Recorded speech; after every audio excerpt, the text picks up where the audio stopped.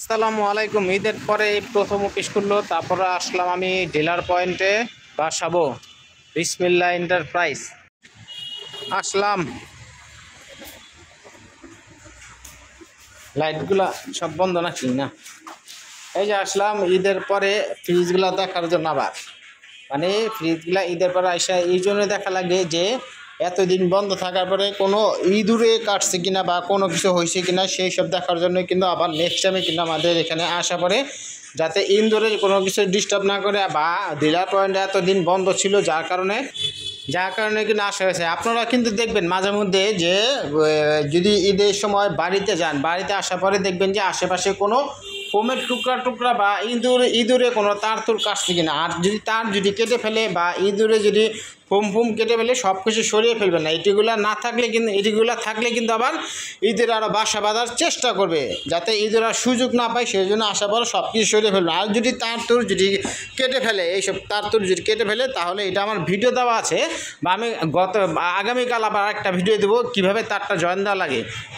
আর দেখবেন যে এই যে অনেক সময় দেখা যায় আবার ফ্রিজ চার্জকে দেখবেন যে অনেক সময় বন্ধ থাকে, তখন আবার কী করবেন, এই যে প্লাগগুলো চেক করবেন।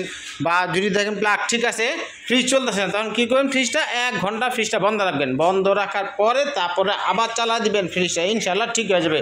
এরপরও যদি চালু না হয়, তাহলে দেখবেন যে আপনার আশেপাশের ভোল্টেজ মানে বিদ্যুতের লাইন ঠিক আছে না। কারণ অনেক সময় বিদ্যুতের লাইন সমস্যা হলে কিন্তু ফ্রিজটা বন্ধ থাকে।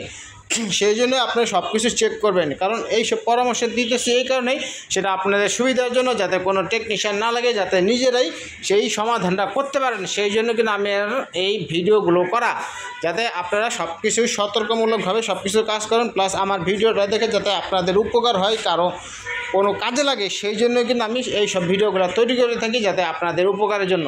আবার দেখা যায় অনেক সময় বাসায় আসার পরে দেখা যায় অনেক এই যে ফ্রিজের ভিতরে অনেক মোটা আইস জমে যায়।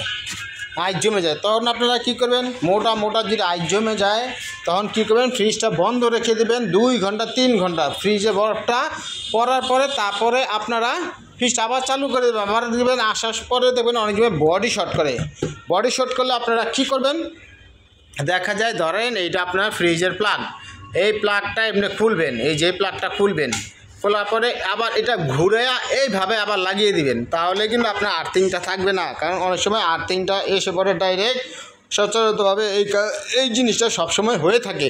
তখন আপনারা কী করবেন, আবার বলতেছি, এই প্লাগটা এইভাবে লাগানো আছে না, এটা খোলার পরে এটা এমনি ঘুরে আবার লাগিয়ে দেবেন। তাহলে কিন্তু আর এই আর্থিংটা থাকবে না।